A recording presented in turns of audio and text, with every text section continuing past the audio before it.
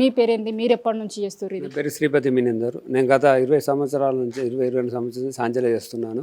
గీత BRS TRS ఉన్నప్పుడు అప్పుడు మాకు బతుకమ్మ సీరియల్ ఉన్నప్పుడు అప్పుడు ఉపాధి మంచిగా ఉండే, నెలకు 10-15 వేలు వచ్చిండే, అప్పుడు మంచిగా ఉండే. ఇప్పుడు గీత ప్రభుత్వం వచ్చిన నుంచి ఏమీ ఉపాధి లేదు. ఉపాధి లేకపోయేసరికి గత 3 నెలల నుంచి నేను ఏం చేస్తున్నా అంటే కూరగాయలు అమ్ముతున్నాను. అది కూడా ఇప్పుడు అది కూడా లేదు, రేట్లు పెరిగినాయి కూరగాయలు కూడా. అది కూడా ఉపాధి ఏదో పిల్లం ఉపాసం ఉండలేక అమ్ముకుంటున్నాము కూరగాయలు. కాబట్టి ఏదైనా ప్రభుత్వం చూపిస్తే మళ్ళీ మా ఉపాధి మేము చేసుకొని బతుకుతామని ఆశిస్తున్నాము. అంటే ఇంకా కొంతమందితోని మాట్లాడించే ప్రయత్నం చేద్దాం. ఇక్కడ ఒకరు ఉన్నారు, వాళ్ళతో మాట్లాడిద్దాం. అంటే బతుకమ్మ చీరల ఆర్డర్లను ఈ ప్రభుత్వం వచ్చిన తర్వాత తీసేసింది, కానీ మాకు ముందస్తుగా చెప్పో లేదంటే ఒక 1 ఇయర్ పాటు దాన్నే కొనసాగించిన తర్వాత నెక్స్ట్ ఇయర్కి ఇవ్వము అని చెప్తే కనుక మేము వేరే పని చేసుకునేది ఎటో మారిపోయి ఉండేటోళ్ళం. కానీ ఆల్ ఆఫ్ ది సడన్ చెప్పేసరికి ఏమీ చెయ్యలేక ఏం చేయాలో పరిస్థితి అర్థం కావట్లేదు. చాలామంది చనిపోతున్నారు, వేరే వృత్తుల వైపు పోతున్నారు. కానీ మాకు తెలిసినటువంటిది ఇది ఒక్కటే కాబట్టి ఏం చేయాలో అర్థం కావట్లేదు అనేటువంటిది నేతన్నలు చెప్తున్నారు. మీరు చెప్పండి, ఎట్లా ఉంది ఇక్కడ పరిస్థితి? ఇలా సిరిసిల్ల మొత్తం మూతపడే పరిస్థితి వచ్చింది. పెద్ద ఎత్తున సంక్షేమం అనేది గత మేము 30-40 సంవత్సరాలు లేని సంక్షేమం ఇప్పుడు రావడం జరిగింది. ప్రధానంగా ఒకటి ఇక్కడ గతంలో ప్రైవేటు వైట్ క్లాత్ పాలిస్టర్ అవి నడుతూ ఉండే, అది ఒక 5-6 సంవత్సరాల సంది ప్రభుత్వ ఆర్డర్లు వస్తున్నాయి. దాంతో కొంత మార్కెట్ అంతా ఇతర ప్రాంతాలకు వెళ్ళిపోవడం జరిగింది.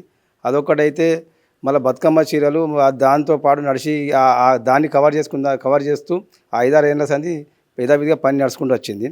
ఈ ప్రభుత్వం మారడం వల్ల ఇక్కడ ఈ బతుకమ్మ చీరల పథకాన్ని ప్రభుత్వం నిలిపివేయడం జరిగింది.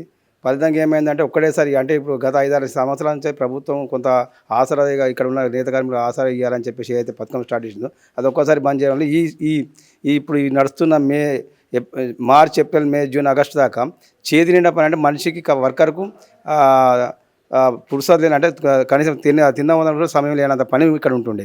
అసలు ఇప్పుడు ఈ రకంగా పరిస్థితి తయారైంది. ప్రధానంగా ఏంటంటే ఈ బతుకమ్మ చీరలతో ఇక్కడ అవగతలు జరిగినాయి, ఏదో అది జరిగింది ఇది జరిగింది అని చెప్పేసి ఆ రకంగా దీన్ని ఒక మంచి కుక్కను చంపాలనుకుంటే దాన్ని అందరు కలిసి పిచ్చి అని చెప్పేసి చంపే విధంగా ఈ రోజు బతుకమ్మ చీరలు అవినీతి జరిగిందని చెప్పేసి మొత్తం ఈ పథకాన్ని క్లోజ్ చేసిన ప్రభుత్వం. ఇది సరైన పద్ధతి కానీ మేము అంటున్నాం. దాంతోపాటు ప్రధానంగా ఇక్కడ మార్కెట్ లేకపోవడం, బతుకమ్మ చీరలు బంద్ అవ్వడం, అట్లాగే పవర్ సబ్సిడీ వరకు ఎన్ని లూమ్స్ ఉన్నా ఏది ఉన్నా ఏమున్నా కానీ యథావిధిగా మాకు సబ్సిడీ 2 రూపీస్కి వచ్చేస్తుండే.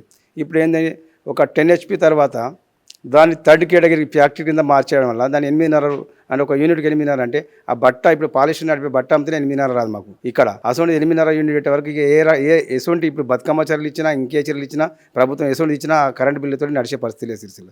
దాంతో అది మరణ శాసనం అయిపోయింది. ఇప్పుడు ప్రధానంగా ఇక్కడ కరెంటు సమస్య పరిష్కారం కావాలి.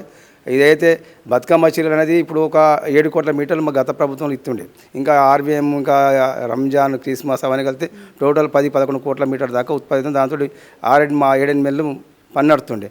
మిగతా టైంలో ఈ పాలిస్టర్ నడిపిస్తారు. కొంత నష్టానికైనా కష్టానికి ఇంట్లో కొంత లాభం వచ్చినా దాన్ని నష్టాన్ని భరించుకుని యథావిధిగా నడిచే పరిస్థితి ఉండే. కానీ ఇప్పుడు లాభం వచ్చేది మొత్తం పోయింది, నష్టం వచ్చేది మార్కెట్ లేకుండా పోయింది.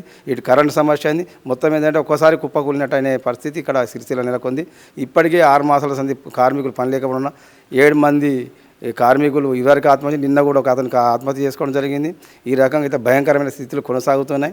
ఈ విషయాల మీద మనం అనేక సందర్భంలో ప్రభుత్వం దృష్టి తీసుకెళ్ళాను.